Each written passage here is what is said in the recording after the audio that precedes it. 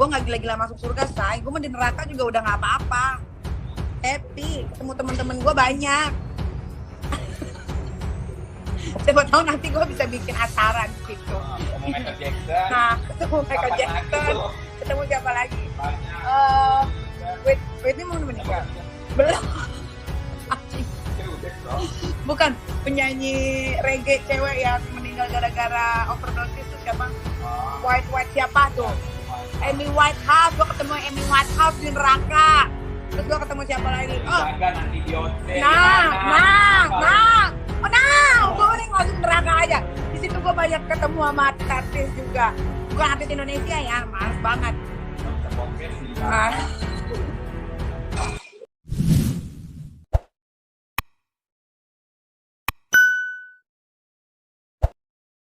Ya, neraka jahanam. Apa bedanya neraka biasa dengan neraka jahanam? Ya, saya ulang, apa bedanya neraka biasa dengan neraka jahanam? Sekarang kita gunakan Qur'annya aja. Ya, Quran surah keempat masih di ayat di surah yang sama, ayat 56. Ayat 56, posisi paling kanan di pertengahan di mushaf standar.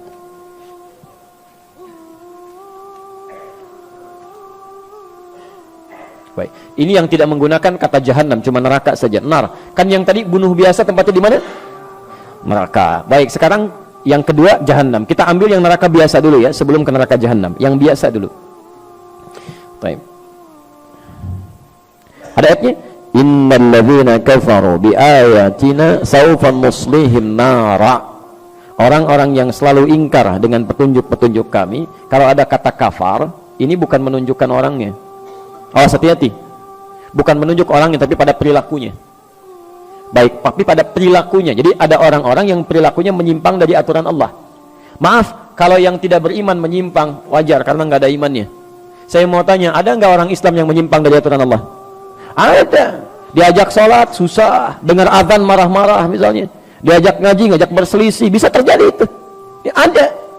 Nah, kalau ada orang-orang seperti ini, tiba-tiba banyak amal salahnya, sedikit amal solehnya, di akhirat nanti timbangan amal salahnya lebih banyak, amal solehnya sedikit, dimasukkan ke dalam neraka. Perhatikan, neraka tingkat paling ringan, di situ ada jahanamnya enggak? Tidak, disebutkan nar saja. Apa siksaannya? Perhatikan kalimatnya, saufan nuslihim nara. Maka kami akan tarik, nusli itu tarik ubun-ubunnya, dicelupkan ke dalam neraka. Disiksa paling ringan di neraka itu adalah saat seseorang sudah dihisab tempatnya neraka, itu ubun-ubunnya ditarik tuh, yang paling ringan.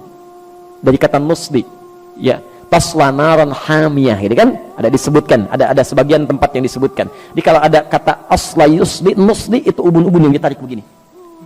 Maaf Pak ya, puncak kemuliaan manusia itu ada di mananya? Di kepalanya. Makanya kalau ada orang-orang kan mau diseret dalam urusan dunia untuk merendahkan dia, kepalanya ditarik kan? Saat kita ingin bersujud kepada Allah, kita turunkan kepala kita untuk menunjukkan bahwa ini puncak penghambaan yang paling tinggi. Maka ketika di akhirat nanti, maaf kalau dalam urusan dunia Anda pernah diseret, yang tahu cuma teman dunia saja. Anda diseret di Bekasi misalnya, sama orang-orang yang tidak berperi kemanusiaan, diseret kepalanya, yang tahu cuma orang Bekasi. Tapi saat Anda diseret misalnya di akhirat nanti, itu dibuka semua alam langit dan bumi melihat Anda. Ini rupanya manusia ini, diseret di bawah tuh, ubun-ubunnya ditarik begini. Ya. Dan nusli yang kedua, asla yusli itu bisa berarti sesuatu yang dicelupkan dan diangkat kembali. Pernah bikin teh celup? Teh celup? Pernah? Halo? Ya, teh celup itu kan masukkan, angkat begini ya, masukkan, angkat. Nah ini neraka yang paling ringan siksaannya, diambil ubun-ubunnya, dicelupkan ke neraka, angkat begini, celupkan, angkat. Jadi ada malaikat yang memang tugasnya cuma celup, angkat gitu. Ya. Bukan angkat biasa, bukan celup biasa. Kullama nadijat juluduhum, begitu dicelupkan begini, hancur semua tubuh plus dengan kulitnya. Kenapa di sini disebutkan kulit? Ya, kulit sebagai perwakilan dari seluruh anggota tubuhnya, karena kulit ini bagian dari indera perasa yang sangat tajam. Ya, pekat. Ya, jadi kalau kulitnya ini diibaratkan dengan lukisan kulit di sini, seakan-akan bahasanya bukan kulit kalau ingin terjemahkan lebih luas, seakan-akan ingin mengatakan maaf, ketika masuk ke neraka ini itu sakitnya menjalar ke seluruh bagian organ tubuh. Bukankah saat kulit itu kena kemudian yang lain merasakan? Ya. Maka kata Allah, saya akan buat rasa nih ketika dicelupkan semua organ tubuhnya merasakan. Jelas ya? Tapi nggak sampai situ, begitu hancur semuanya. Ya, perhatikan, baddalnahum juludan ghairaha, diangkat lagi, sembuh lagi, celupkan, hancur lagi, angkat, sembuh lagi. Baik, informasi saja, satu harinya sama dengan, tahu dari mana? Tahu dari mana 1000 tahun? Baik, Quran surah ke-32 itu kan? Ya, surah ke-32 itu kan? Saja yang kita bacakan dalam setiap Jumat itu kan? Baik, dari ayat kelimanya itu. Fi yaumin kana miqdaruhu alfa sanatin mimma ta'udun. Dalam seharinya malaikat naik hitungannya sampai dengan 1000 tahun. Sehari sama dengan 1000 tahun. Baik, jadi kalau ada orang, maaf, masuk ke neraka itu neraka biasa sehari aja, itu hukumannya sama dengan 1000 tahun di dunia. 1 detiknya sama dengan kurang lebih 48 hari. Jadi kalau ada yang dicelupkan 1 detik aja ke neraka biasa, sedetik aja, celup sedetik, itu sakitnya sama dengan 48 hari. Angkat lagi, celup lagi 1 detik, 48 hari. Angkat lagi, celup lagi 1 detik, 48 hari. Itu neraka biasa. Kalau nggak percaya silahkan aja. Ya. Itu kan diinformasikan supaya kita menghindarinya, bukan terlibat di dalamnya. Ini kan aneh ini, diinformasikan masih mau terlibat di dalamnya juga. Makanya kata para ulama, manusia ini memang agak aneh itu. Bahkan sekarang kalimat aganya jadi semakin hilang, pada aneh. Ya. Ingin masuk surga, tapi selalu melakukan perbuatan yang menjauhkan dia dari surga. Ingin menghindari neraka, tapi senantiasa mengerjakan perbuatan yang menjerumuskan dia ke dalam neraka, kan aneh. Sudah sadar akan meninggal, Bapak Ibu, ada yang tidak meninggal di sini? Ya, akan meninggal. Kapan meninggalnya? Ya, bisa terjadi kapan saja. Hari ini mungkin. Nah, ini yang paling aneh. Sudah tahu akan meninggal dan kapan saja bisa terjadi, masih bermain-main dalam kehidupannya. Dan masih sempat berbuat maksiat gitu. Makanya kata para ulama, kalau Anda ingin terjaga dari keburukan, selalu ingin baik, coba rasakan setiap terfikir berbuat yang tidak baik, rasakan seketika akan meninggal. Ini ada minuman, bukan minuman Anda. Begitu Anda mau ambil begini, nantilah saya bilang nanti sekalian. Rasakan, begitu Anda ambil, Anda mau teguk itu, malaikat maut datang menjemput Anda. Itu insya Allah akan selalu dijaga, Pak. Anda masuk ke kantor sendirian, di ruangan kantor, mau tanda tangan proyek itu kan, yang nilainya miliaran, tapi dengan cara yang salah, haram. Padahal sholatnya dikerjakan, ikut taklim juga, godaan tidak biasa. Bayangkan ketika tanda tangan itu, malaikat maut datang menjemput Anda. Itu paling gampang. Paling gampang. Antum kajian, temannya sedang wudhu, penanya di situ mau nulis cepet-cepet, nanti bilangnya lah gitu kan. Antum nggak ada pena, tiba-tiba ngambil pena temannya, tulis dulu gitu kan. Hati-hati, antum belum aman tuh. Ya, dianya memang sedang wudhu, Anda berniat nanti sekalian pas pulang saya bilang, tadi saya pinjam pulpen kamu gitu kan. Tapi apakah Anda bisa menjamin Anda bisa bertahan dalam kehidupan sampai dia kembali dari wudhunya? Belum tentu. Karena itu hati-hati gitu. Ya, hati-hati, bertakwalah pada Allah Subhanahu wa taala. Hidup kita itu terjamin, ya, terjamin dalam nuansa kapan saja bisa pulang. Jelas di sini? Baik. Saya kembalikan dulu ke bahasan kita sekarang. Yang di neraka biasa saja hukumannya sudah seperti itu. Bagaimana dengan neraka jahanam? Neraka jahanam itu jangan tunggu sampai ke nerakanya. Di alam kubur aja sudah mulai ditampakkan itu. Nih tempat kamu ini nih. Ya, Quran surah ke-40. Ya, Ghafir atau Al-Mu'min nanti dibaca kemudian saja, dibuka nanti dari ayat ke-45 sampai ayat 47-nya. Ya.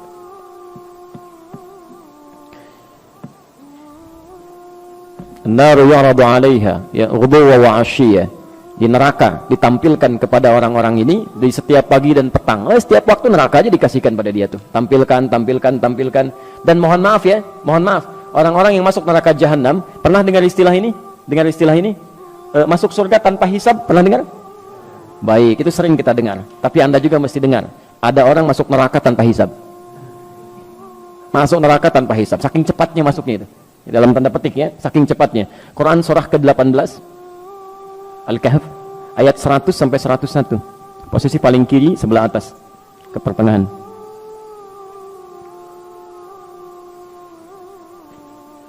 Nah, jadi orang-orang yang masuk neraka ini yang cepat sekali seakan-akan nyaris tanpa hisab, yang masuk itu bukan neraka biasa. Kalau neraka biasa masih ada amal, Pak. Ini amal cari-cari sampai yang sunnah-sunnahnya itu. Begitu tidak juga ketemu, banyak amal jeleknya, yang salahnya, ya sudah neraka dia. Tapi jahanam tidak.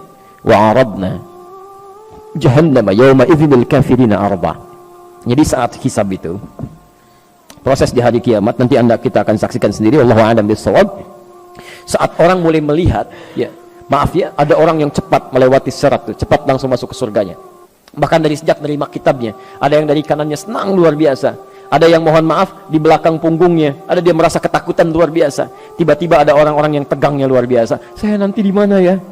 Kitab saya di kanan atau di kiri atau di punggung di belakang saya. Tiba-tiba ayatnya turun. Udah, kamu nggak usah banyak mikir deh. Tempat kamu di sini nih neraka jahanam, nanti langsung masuk aja. Ya, capek kalau dipikirin juga. Wa aradna jahannama yauma idzil kafirina arba. Pada saat itu ketika orang sibuk memikirkan hisab, kami tampilkan pada golongan ahli neraka jahanam. Tempat kamu akan di sini. Gak usah banyak mikir, nanti langsung ke sini aja. Dibayangkan tuh. Siapa orang-orang ini? Ayat 101-nya. Ternyata bukan cuma kafir di sini, bukan cuma orang tidak beriman saja. Ada orang-orang beriman yang sulitnya luar biasa. Alladzina kanat a'yunuhum fi ghita'un an dzikri, yaitu orang-orang yang matanya ya, sulit sekali mendapati petunjuk saya, sulit digunakan ingat kepada saya. Kalimat zikir itu segala kegiatan yang mengingatkan kita kepada Allah. Wa kanu la yastati'una sam'a, bahkan telinganya sulit dengar itu. Ada orang sudah mengatakan Islam, dengar azan Allahu Akbar, Masya Allah. Ada orang masih telat, yang ini masa malah marah-marah. Kenapa azannya dekat rumah saya? Oh, Masya Allah. Yang jadi masalah kenapa rumah Anda dekat dengan suara azan? Ya. Ini kan aneh ini. Ya. Anda dengar panggilan manusia biasa aja, kenapa dengar panggilan Allah jadi marah-marah? Coba Anda, Pak Ibu sekalian, ini kan ditujukan untuk orang yang sholat, bukan untuk saya. Wah, Masya Allah, itu kan. Anda pernah ke bandara? Pernah ke bandara? Halo? Di airport ya? Baik, ada panggilan di situ? Baik, panggilan siap-siap, panggilan pesawat nomor sekian. Maaf, kadang-kadang yang dipanggil Anda atau orang lain? Pesawat Garuda dengan penerbangan sekian siap-siap, padahal Anda mau naik batik misalnya. Yang dipanggil orang lain, tapi kan Anda nggak marah. Kedengaran Anda juga, suaranya kencang juga gitu kan? Maaf teman-teman sekalian, kenapa panggilan dunia orang biasa-biasa saja, panggilan Allah bisa pada sewot tuh ya? Kan pada aneh orang-orang ini. Ya. Nah, tapi yang paling indah adalah dipanggil lewat panggilan, belum mau datang juga. Saking sayangnya Allah, ini yang paling indah. Allah itu tidak akan membiarkan seorang hamba kembali ke akhirat kecuali dia telah mendapatkan petunjuk sampai ke puncaknya. Kalau telinganya nggak bisa dengar, barangkali matanya masih mau lihat. Dia nggak mau ke masjid, belum ke masjid, tiba-tiba diperlihatkan di depan matanya orang mulai berangkat. Dari orang dewasa, anak kecil, orang sudah mulai masuk ke masjid, dia masih betulin mobil begini gitu kan. Mulai lewat, Pak, Assalamualaikum, Waalaikumsalam. Ah, nggak dilihat juga begini. Lewat sampai anak kecil, Om, masjid yuk. Udah nanti Om nyusul, Masya Allah. Ke masjidnya enggak gitu kan. Nah, orang-orang seperti ini yang sulit diingatkan saat di dunia, itu bahkan langsung disebutkan, udah neraka jahanam. Neraka jahanam kalau dia tidak bertobat selama hidupnya. Nah, sekarang perhatikan sini. Orang yang membunuh ini, kalau ada niat pembunuhan dalam dirinya, maka tempatnya paling minimal di neraka biasa dengan siksa seperti tadi. Kalau itu direncanakan, maka tempatnya di neraka jahanam. Khalidan fiha, nggak akan pernah keluar dari situ, kekal di dalamnya. Nggak akan cukup sampai situ. Kalau dia tidak bertobat, wa ghadiballahu alaihi, dan Allah akan murka kepada orang itu. Maaf ya, kalau Anda dimurkai orang Bekasi, pindah aja ke tempat lain, gampang. Tapi kalau Allah murka dengan Anda mau lari kemana? Ya, nggak mudah gitu. Ya. Wala'anahu, nggak cukup dilaknat oleh Allah. Dilaknat gitu. Hati-hati. Kalau sudah dilaknat oleh Allah, wa'adda lahu azaban, bukan azab biasa, tapi azab yang berlipat.